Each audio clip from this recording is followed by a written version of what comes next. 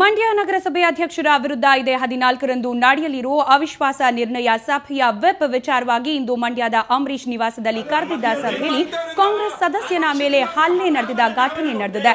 ಕಾಂಗ್ರೆಸ್ ಸದಸ್ಯ ಅನಿಲ್ ಮೇಲೆ ಸ್ವಪಕ್ಷದ ಸದಸ್ಯರೇ ಹಲ್ಲೆ ಮಾಡಿದ್ರು. ಕೆಪಿಸಿಸಿಯಿಂದ ವೀಕ್ಷಕರಾಗಿ ಆಗಮಿಸಿರೋ ನಾರಾಯಣಪ್ಪ ಇವತ್ತು ಕಾಂಗ್ರೆಸ್ ಸದಸ್ಯರ ಸಭೆ ಕರೆದಿದ್ರು.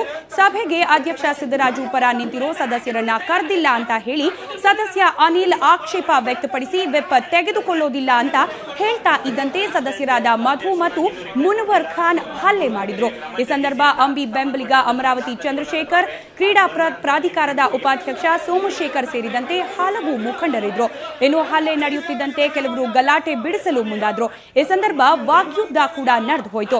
ಕೊನೆಗೆ ವೀಕ್ಷಕ ನಾರಾಯಣಪ್ಪ ಸದಸ್ಯರನ್ನ ಸಮಾಧಾನ ಪಡಿಸಿದ್ರು.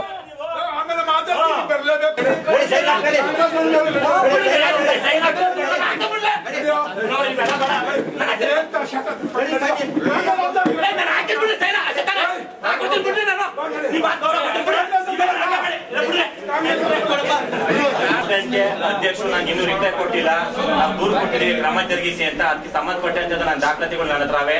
ಅದು ಬಂದ ನಂತರ ನೀವು ವಿಪ್ಪು